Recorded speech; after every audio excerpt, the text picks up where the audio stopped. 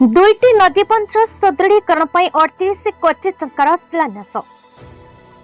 नदी नालखेड़ा भितर अवस्थित चांदबाली सहर चांदबाली चतुर्पार्श्व को घेरी रही मंती ब्राह्मणी और बैतरणी नदी।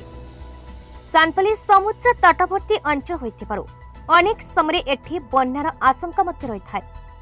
नदी पार्श्वे जाइथिबा लुणाबंध गुड़िक सतेज नथिबारु अनेक समय नदी बंध भांगी गाँ को बन्या जल पशि आसुथिबा बेले अधिकांश नदीबंधे अधीन सृष्टि होछि बड़ बड़ घाई।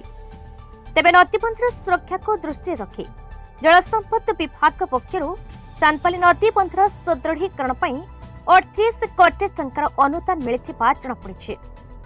तेबे कंधा ठारो नेढुआली लुणा बंधर सुदृढ़ीकरण 14 कोटी टंकार अनुदान मिलिथिबा बेले आज हर भित्तिप्रस्तर स्थापन करिसेंती विधायक डॉक्टर विमुकेश राय।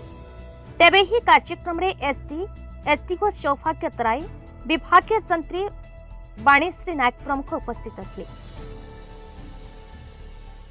आज इरिगेशन डिपार्टमेंट तरफ बात्या निरोध बंध जोटा कि कंधा नेडुआली सेटा 14 कोटी टंका एवं चांदबाली चर्दिया जो बात्या निरोध बंध हम से 24 कोटी टंका व्यय मोट 38 कोटी टंका आज शुभ दि जाइए एवं ये दुईटी बंध अत्यंत आवश्यकता थिला।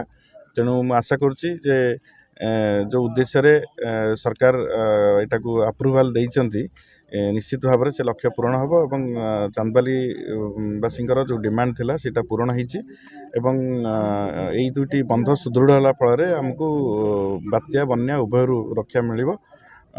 मु एथिपाई माननीय मुख्यमंत्री नवीन पट्टनायक महोदय को गभीर कृतज्ञता ज्ञापन करुच्ची आम चांदबाली 38 कोटी टंका सैंक्शन कर जो जल संपद विभाग तरफ जो चर्दिया चांदबाली बंध सुदृढ़ीकरण ओडिशा सरकार द्वारा आज शिलान्यास होईची।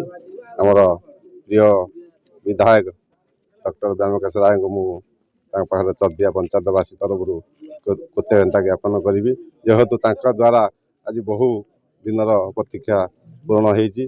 तेणु आगामी दिन जो आमर बैतरणी नदी आम पंचायत को लगी रही बारंबार कूल लंघे तेणु से जो बंधटी हम हूँ आम पंचायतवासी मंगलमय हम। चांदबाली किशन पात्रଙ୍କ रिपोर्ट भारत।